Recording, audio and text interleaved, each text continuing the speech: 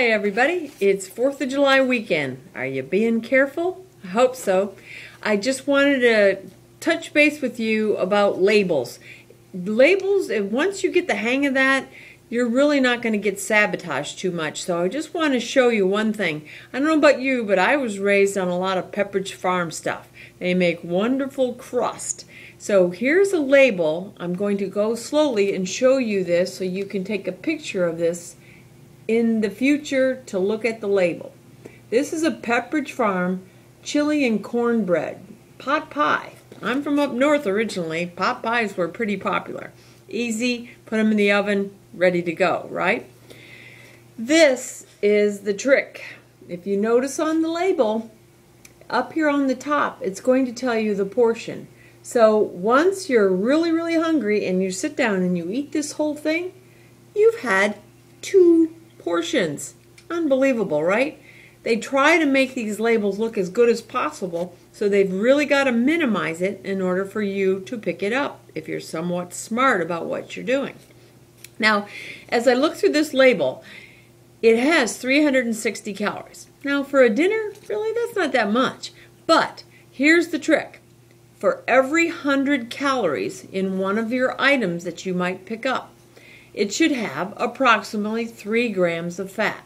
So knowing that this has 360 calories, we should be at 3, 6, 9, maybe 10 or 11 grams of fat, right?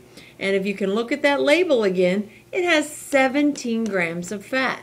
So we know that that's pretty fat. To verify that we're right, if you'll go over on this far column on the side, it's going to tell you what percentage of that item is in this total package. So for example, the fat being at 17%, the daily value is 26% of your fat for the day.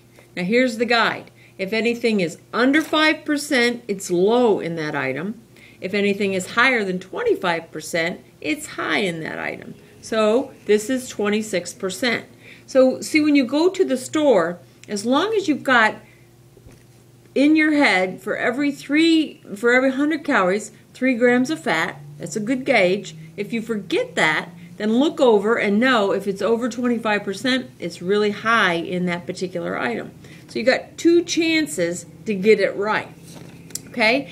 Now there's a lot of other things we're going to discuss in the future, but I see so many people that have a problem with high blood pressure, so we really got to watch the salt, especially when you're doing frozen food.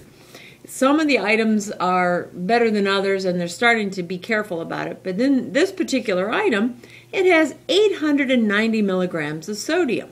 On its surface, you probably don't know if that's good or bad. Just to give you a gauge, in my store, if someone has high blood pressure, we're trying to aim for no higher than 1,500 milligrams of sodium. And remember, we ate the whole thing, so that's 890 times 2. So 900 times 2 is 1,800 milligrams of salt. So we've already exceeded our salt for the day in one stupid dinner.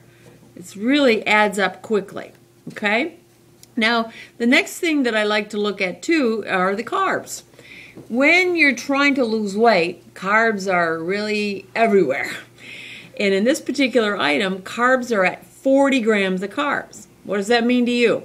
15 carbs is 1 piece of bread. So we got 15, 30, 45, almost equal to 3 pieces of bread. That's because of all that crust, with all the lard in the crust, right? So that's where we're getting a lot of that fat and a lot of those carbs.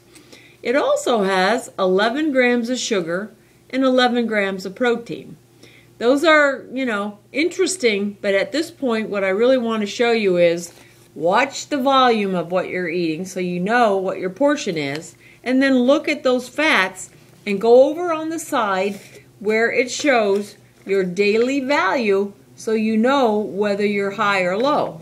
And just to back up 1 second here, under the sodium, it says that it's 37% of your daily value, so we've got to double that, right? So that would be what? 74% of your daily salt for the day.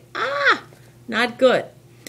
there is fiber in here, and if you're savvy about what fiber does for you, you subtract the fiber from the carbs, and that gives you the net carbs. So it's good if you find things that have a lot of fiber in them, because that will help your body stay satisfied longer.